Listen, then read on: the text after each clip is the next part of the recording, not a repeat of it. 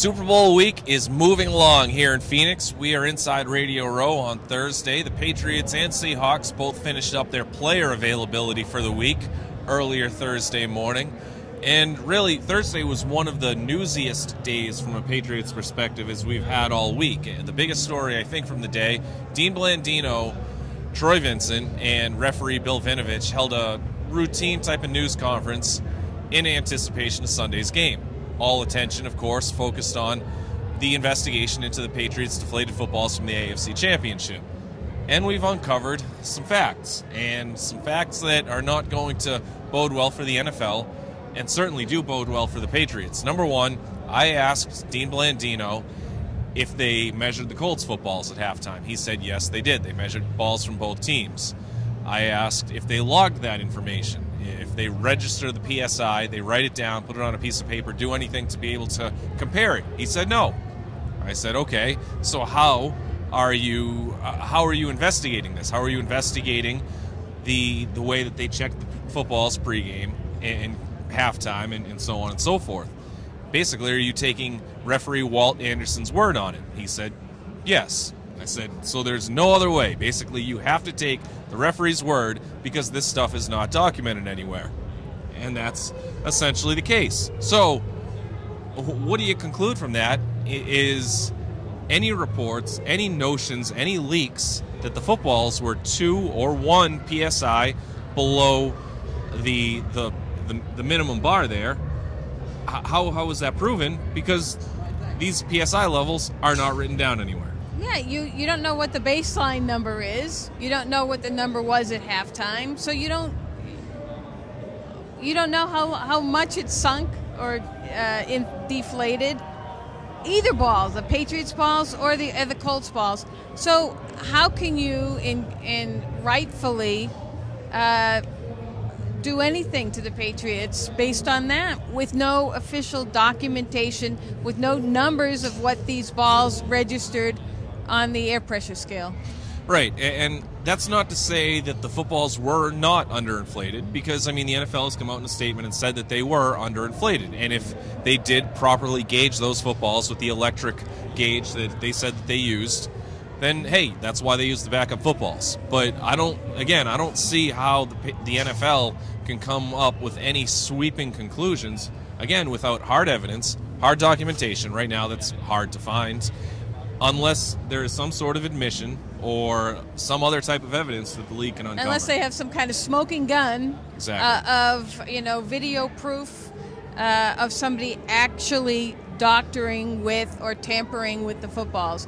If they have the smoking gun, fine. Another big storyline, I think, is the way that the Patriots have handled this situation behind the scenes. It really, I'm sure you've come up with the same impression. This group is always very loose when they're not dealing with football-specific tasks, practice, film reviews, so on and so forth.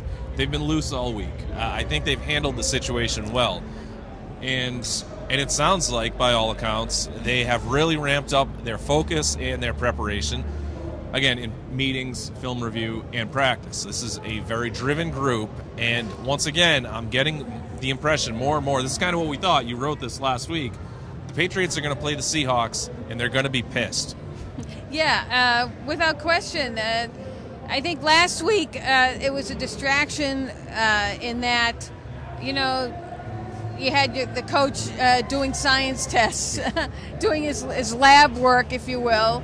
And, we were asking, that was all we were talking about. We weren't talking about football. We were talking about asking the players questions, constantly hounding them about about the air pressure and so on and so forth. Cheating.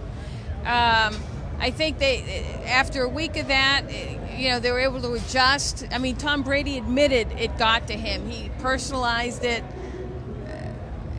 They've had a week to kind of process that, and now, it's gotten them mad. It's their Super Bowl. It's their biggest game of their life. They're now in that place where someone's going to pay. Yeah, although I think one of the things that has gotten into Tom Brady's mind, or at least his head, is that cold of his that he has started to shake a little bit. He said he's going to be 100% by the game. I mean, obviously, admittedly, we are making way too big of a deal out of a head cold. But it's Super Bowl week. That's what we're here to do. Tom Brady has a cold. Well, I don't know. I heard Julian Edelman was trying to cure him too. Right. I mean, everyone is coming up with these home remedies: chicken soup, garlic, and whatever it is. Tom Brady has gotten the remedy. I think he'll be fine. Although I hear a couple of other players have gotten sick. Danny Amendola has it, whatever it is, head cold. A few other players. So it's running around the team a little bit, but they don't seem to be. I don't think this is one of like a bad flu type thing. It's a head cold. The flu was going around the Gillette Stadium offices last week. Now, anybody who had symptoms was pretty much promptly sent home. Dismissed. Exactly. Swiftly and decisively taken care of.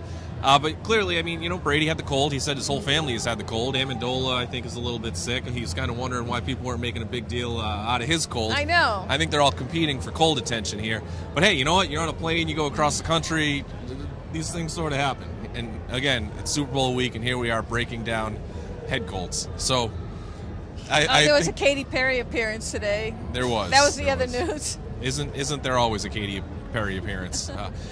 We are, like we said, we're getting closer and closer to the game, which is a great thing. We are very, very short and deprived of sleep.